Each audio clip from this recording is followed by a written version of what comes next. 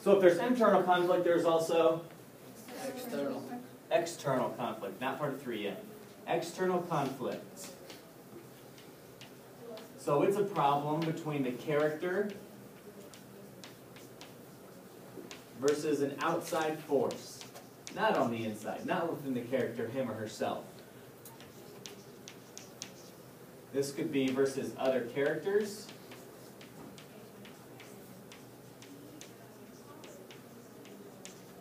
Or it could be versus nature.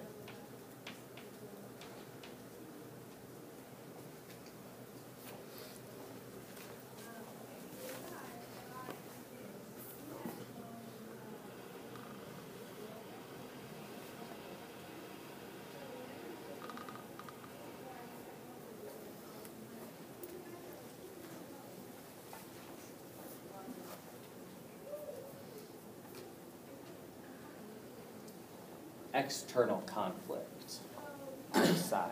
Much like Telltale Heart, much like Adventure of the Speckled Band, a problem with another person. Okay. Versus nature might be like Hatchet or Castaway, something like that. If you've ever seen any of those, or read Hatchet, I suppose. Yeah. Yeah.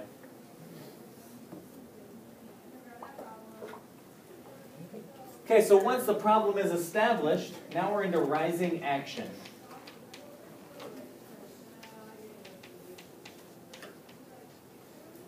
Rising action is the conflict is developed. And I'll explain to you what that means. The conflict is developed. So if the developed conflict might mean the problem gets bigger.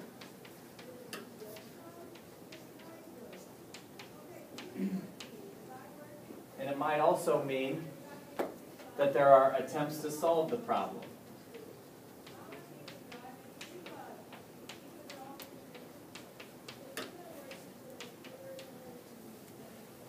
So you have a problem, the problem gets worse.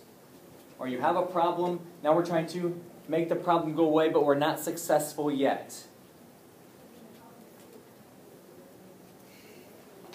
Or we're working towards the problem. Adventure of the Speckled Band. The problem is obviously Helen thinks she's in trouble. Okay, so that would be the main conflict. So what happens? She tells the case. They go to the house. They come back to the house. All things leading up to the problem. Okay? Or leading up to the number 4. What is it? Climax. We can use it as the turning point in the story.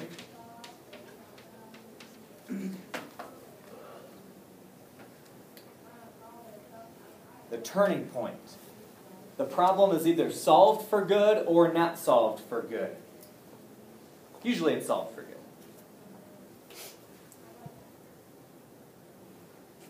This is so sweet. Anybody want on real quick? Perhaps I should uncover my fingers with it. So this is period 5. Say hi, period 5. Hi. Hi, period 5. And we'll come around again. That's our new kid, Josh. Say hi, Josh. Hi, Josh. We're almost done here, so we got a couple extra minutes. I like to keep all my lessons to about 15 minutes. So we'll try to keep that true with this one also. Justin, you are smack dab in the middle of it. I hope you're okay with that. Oh my God. Climax, a turning point in the story. It's where the problem or the conflict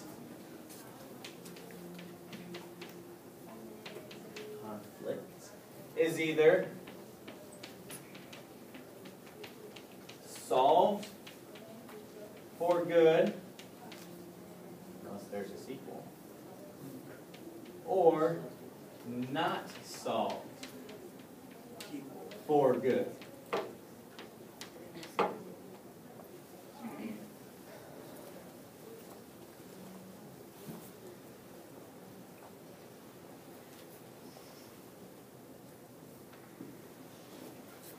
Conflict is either solved for good or not solved for good. Usually it's solved. I can't think of an example offhand where somebody dies at the end and doesn't get away. Terminator. Not solved.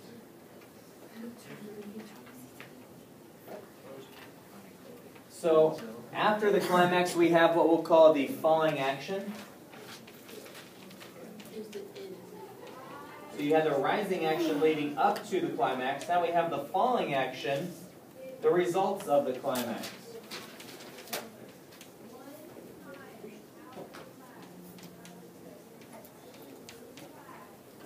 Results of climax.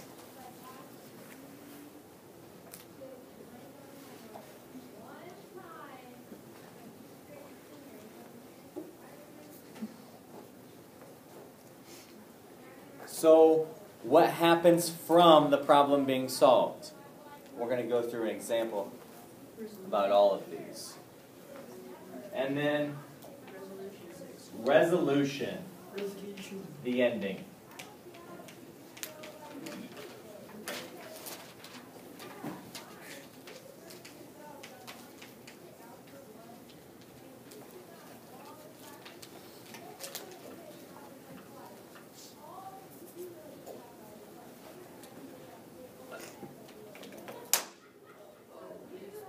On camera You're close, Mr. Rausch.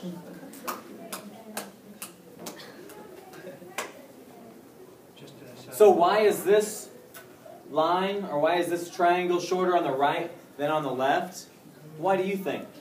You have exposition, you have conflict, you have rising action, you have climax, and think about where it's located. Think about where the climax is located within the story, and you can think about movies also, and what happens after that. Usually at the climax is almost near the end of the movie. Right. So this part's shorter. This part is not going to take as long. It takes longer to develop and go through the trials and tribulations. So, as an example of all of these, let's go through Finding Nemo. Okay? Exposition of Finding Nemo. Beginning part. The shark comes and eats most of the Including the family, including his family. Then you get captured on a boat. Okay?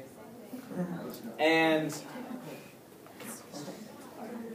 Marlin's supposed to go to school. Is that the beginning part? Yeah, he's supposed Yeah. to go to school. Overprotective dad, or Nemo. Nemo. Marlin's the dad. Oh, Marlin's overprotective of Nemo, doesn't want him to go. He goes up, touches the butt, and gets captured. That's the problem, right? Yes. The whole rest of the movie is about trying to find Nemo.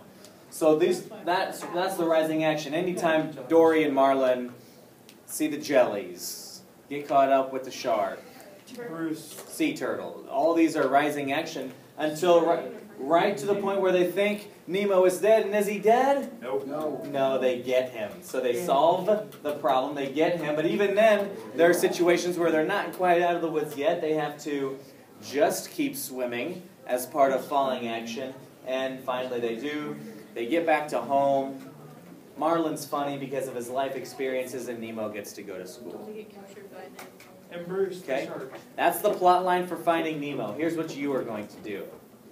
You're going to give me a one sentence for each one of these 6 plot line for The Telltale Heart.